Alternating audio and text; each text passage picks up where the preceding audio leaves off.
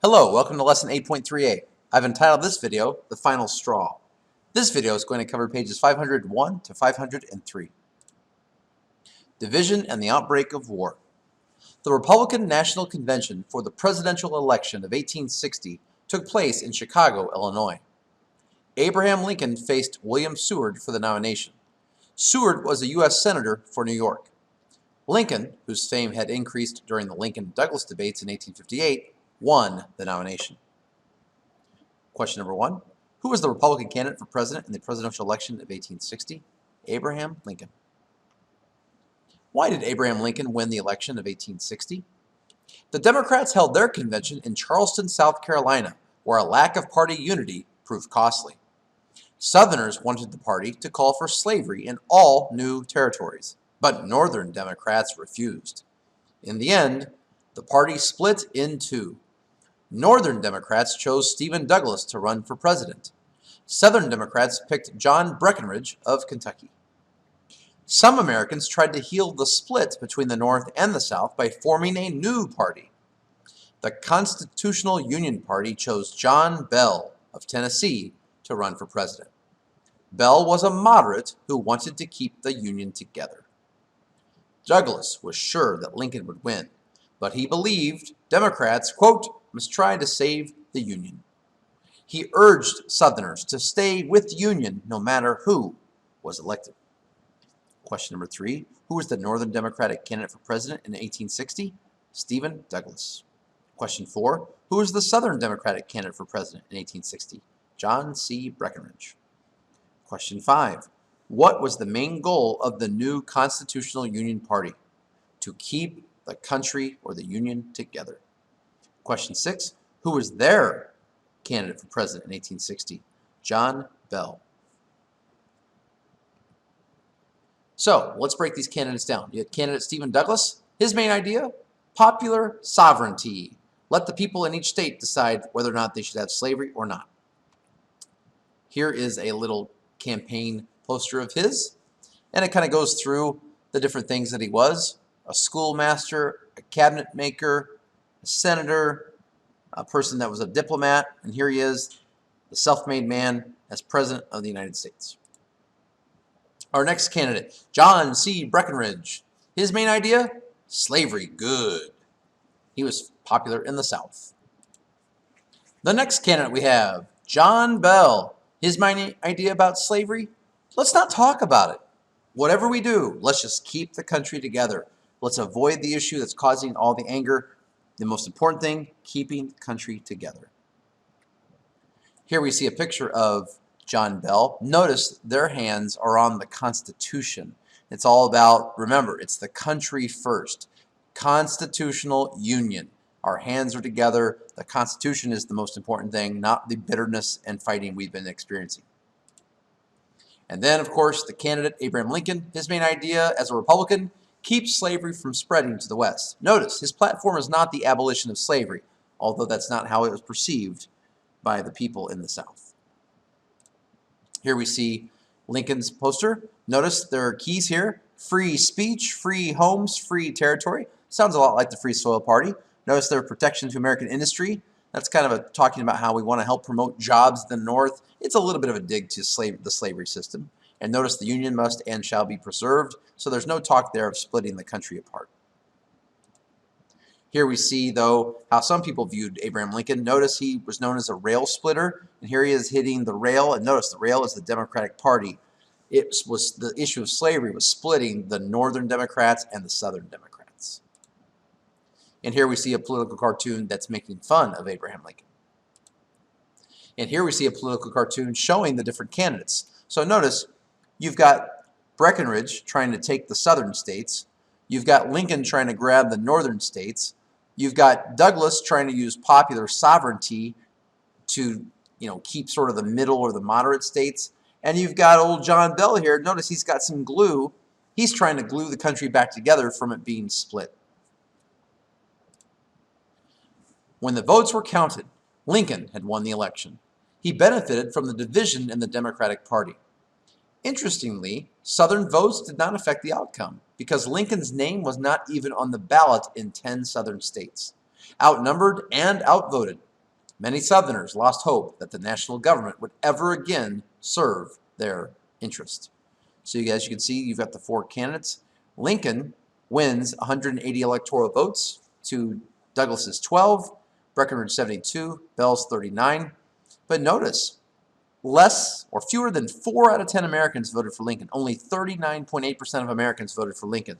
So while he would be picked to be president because he won a majority of the electoral votes, 6 out of 10 people in America did not vote for Lincoln. So let that sink in for just a little bit. So question number 7.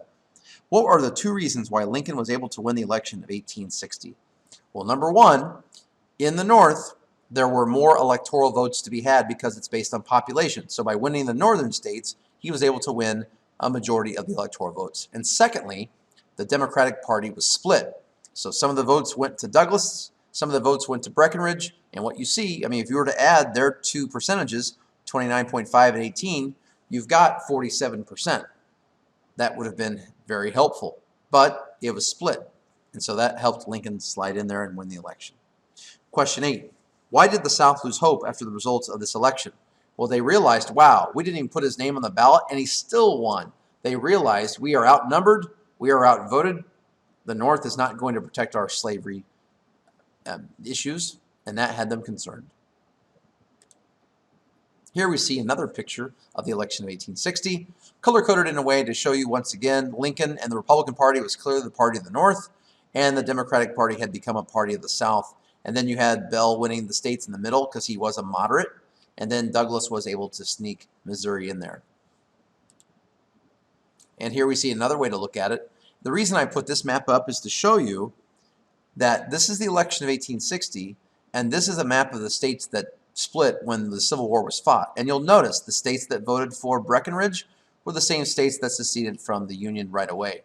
The states that voted for the Constitutional Union Party and Bell, they were the states that eventually broke away from the Union, but it took them some time to think that over. And then the states that voted for Lincoln were the states that stayed in the country with the Union side. A move towards civil war. Lincoln's election brought a strong reaction in the South. A South Carolina woman described how the news was received. Primary source, Mary Boynton Chestnut, A Diary from Dixie, 1860. The excitement was very great. Everybody was talking at the same time. One, more moved than the others, stood up saying, "No more vain regrets. Sad forebodings are useless. The stake is life or death." Even before the election, South Carolina's governor had written to other Southern governors. If Lincoln won, he wrote, it would be their duty to leave the Union. This sentiment revealed the strong currents of sectionalism running through the country. Many in the South felt stronger ties to their region, or section, than to the nation. The nation splits. Senator John Crittenden of Kentucky made a last effort to save the Union. In December 1860, he proposed a package of legislation that he said would forever guarantee slavery south of the Missouri Compromise line and prohibit it north of the line. His proposal included a constitutional amendment that he said would be unamendable, one that could not be changed. The Crittenden Compromise received little support. Slavery in the West was no longer the issue. Many Southerners believed the North had put an abolitionist in the White House, and that secession was now their only choice. Most Republicans also were unwilling to surrender what they had won in the national election. Question number 9. What were the ideas behind the Crittenden Compromise? The ideas were that there would be a line that would have the Missouri Compromise line, and it would guarantee slavery always allowed in the south of that line, and it always would be not allowed north of that line. And it said that you could not amend that amendment. It was unamendable. You could not change that amendment ever in the history of America. Question number 10. Why was the Crittenden Compromise unsuccessful? It was unsuccessful because it might have worked 10 or 12 years before it, but at this point, Southerners felt that the North was determined to have abolition of slavery be their goal by electing Abraham Lincoln. Remember, he said a house divided could not stand. And in the North, they were unwilling to have this compromise because they felt like, hey, we won the election fair and square. We won the election. We should be able to do what the president wants to do. On December 20th, 1860, South Carolina became the first state to secede. By late February 1861, Alabama, Florida, Georgia, Louisiana, Mississippi, and Texas had also seceded. At a convention in Montgomery, Alabama, the 7 states formed a new nation, the Confederate States of America, sometimes referred to as the Confederacy. Jefferson Davis, pictured here, of Mississippi, became its first and last president. Question number 11. What was the first state to secede? It was South Carolina. Question 12. What were the first 7 states to secede to form the Confederate States of America? South Carolina, Alabama, Florida, Georgia, Louisiana, Mississippi, and Texas. And 13. Who was selected to be the first and only president of the Confederacy? Jefferson Davis. Well, thank you very much for watching. Before we go, I have a meme for you. I have no problem with the Confederate flag, as long as it's the historically accurate version. Ooh, ouch. Well, thank you very much for watching, and have a nice evening.